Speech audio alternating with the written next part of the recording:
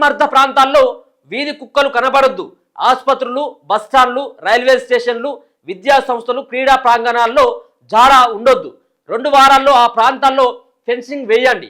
అక్కడి కుక్కల్ని స్టెరిలైజ్ చేసి షెల్టర్లకు తరలించండి. అమలుపై సిఎస్లు 3 వారాల్లో నివేదిక ఇవ్వాలి. రాష్ట్ర ప్రభుత్వాలకు సుప్రీంకోర్టు కీలక ఆదేశాలు. ఇది మొదటిసారి ఏం కాదు, ఇదేమో చివరిదేం కాదు. Court orders. వీధి కుక్కలు అయితే విపరీతంగా పెరిగిపోయినాయి. ఈ గ్రామాలలో అయితే విచ్చలవిడికి వాళ్ళని కనీసం కుక్కను ఏమైనా రాయితోని కొడితే మన మీదకి వస్తుందని చెప్పేసి అనుకునేది. కానీ కుక్కను రాయితోని కొట్టుడు కాదుగా, అది రాయితోని కొట్ట ముందుగా మన మీదకి వస్తూ ఉన్నది. అది మన మీదకి వస్తూ ఉన్నాయి. ఊర్లో ఉన్నటువంటి కుక్కలకి విపరీతమైనటువంటి కుక్కలు పెరిగిపోయినాయి. సో దీంట్లో ముఖ్యంగా జనవాసాల మధ్య, అంటే జనాలు ఎక్కడైతే తిరుగుతారో ఎక్కువగా, ఎక్కడైతే రద్దీగా ఉండేటువంటి ప్రాంతాలు ఉంటాయో అక్కడ ఇవి కనపడొద్దు అని చెప్పేసి మరి సుప్రీంకోర్టు ఒక కీలకమైనటువంటి ఆదేశాలు. ఆసుపత్రులు కావచ్చు, బస్టాండ్లు కావచ్చు, రైల్వే స్టేషన్లు కావచ్చు, విద్యా సంస్థలు కావచ్చు, ఎందుకంటే ఎక్కువ మంది ఉంటారు కాబట్టి చాలామంది, ఎంతమంది దాదాపుగా 100 మంది 1000 మంది చచ్చిపోయారు కుక్క కాటుకు. వీధి కుక్కల నియంత్రణ వ్యవహారంలో సుప్రీంకోర్టు కీలక ఆదేశాలు ఇచ్చింది.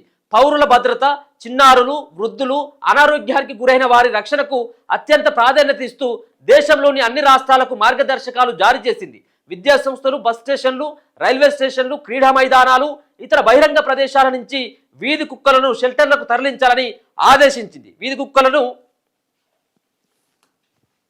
దీంట్లో మళ్ళీ వీళ్ళు వస్తారు కదా, ఏది జంతు ప్రేమికులు వస్తారు. మళ్ళీ లైన్ మీద జంతు ప్రేమికులు వచ్చి దీని మీద అట్లెట్లా షెల్టర్లకు ఎట్లా పోతాయి, ఈ రోడ్ల మీదనే తిరుగుతాయి. మొన్ననేదో సమంతనా మీ పేరు ఏదో సదా హీరోయిన్ సదా ఉండే, ఇక ఆమె అయితే ఇక మొత్తం ఇక రోడ్డు మీదకి వచ్చి రచ్చ చేసింది. కుక్కలకు ఎట్లా వాటిని బయటికి పంపిస్తారనేది. ఇగో అటు పట్టుకొని సంతానోత్పత్తి నియంత్రణ చికిత్స చేసిన తర్వాత కూడా తిరిగి అదే ప్రదేశంలో వదిలిపెట్టరాదని ఆదేశించింది. అలాగే జాతీయ రహదారులు, ఎక్స్ప్రెస్ వేలపై పశువుల విచ్చలవిడి సంచారపైన సుప్రీంకోర్టు అసహనం వ్యక్తం చేసింది.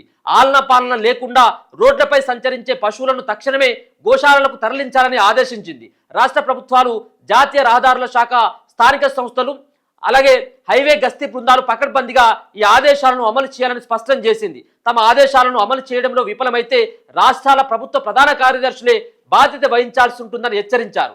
దేశవ్యాప్తంగా చర్చనీయాంశంగా మారిన వీధి కుక్కల నియంత్రణకు సంబంధించిన justice Vikram Nath, justice Sandeep Mehta, justice L V ఆంజారియతో కూడిన త్రిసభ్య ధర్మాసనం శుక్రవారం కీలకమైనటువంటి ఆదేశాలు జారీ చేసి ఇగో ప్రతి 3 నెలలకు ఒకసారి తనిఖీలు చేయాలట. ఖచ్చితంగా 3 నెలలకు ఒకసారి తనిఖీలు చేయాలి. ఇక రోజుకు 10,000 కుక్క కాట్లు అట. ఇక చూడండి, రోజుకు 10,000 కుక్క కాట్లు, 10,000 మందిని గరుస్తూ ఉన్నాయట కుక్కలు. ఈ కుక్కలతోటి చాలా మంది ప్రాణాలు కోల్పోయారు. చిన్న పిల్లలు రోడ్ల మీద పోతా ఉంటే లాక్కెళ్ళినాయి, పిల్లల్ని లాక్కెళ్ళి మొత్తం పీక్క తిన్నాయి. చాలా చూసినాం మనం అటువంటి సంఘటనలు. ఇగో కేంద్ర ప్రభుత్వ గణాంకాల ప్రకారం గతేడాది సగటున రోజుకు 10,000 మంది కుక్క కాటును బారిన పడ్డారట.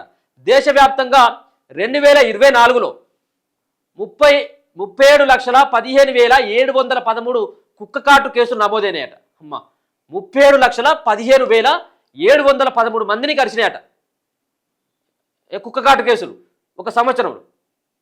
2025 జనవరి 1 నెలలోనే 4.29 లక్షల మందిని, అంటే దాదాపుగా 4.5 లక్షల మందిని కరిచినాయట ఒక జనవరి నెలలోనే. తెలుగు రాష్ట్రాలను పరిశీలిస్తే ఏపీలో 2022లో 192,360 కేసులు నమోదైతే 2024 నాటికి ఈ సంఖ్య 2,45,174కు చేరింది. ఇక తెలంగాణ విషయానికి వచ్చిన తర్వాత 2022లో 92,294 కేసులు నమోదైతే 2024 నాటికి ఆ సంఖ్య 121,997కు చేరింది. ఇక 2022-24 మధ్య కాలంలో అత్యధికంగా కుక్క కాటు కేసులు నమోదైన టాప్ 10 రాష్ట్రాల్లో మహారాష్ట్ర 13.5 లక్షలు మొదటి స్థానంలో ఉంటే తెలంగాణ 3.33 లక్షలు 8వ స్థానంలో ఉండేదట. రెబిస్ మరణాల్లో మహారాష్ట్ర 35 మొదటి స్థానంలో ఉంటే తెలంగాణలో ఒక్క రెబిస్ మరణం కూడా సంభవించలేదు.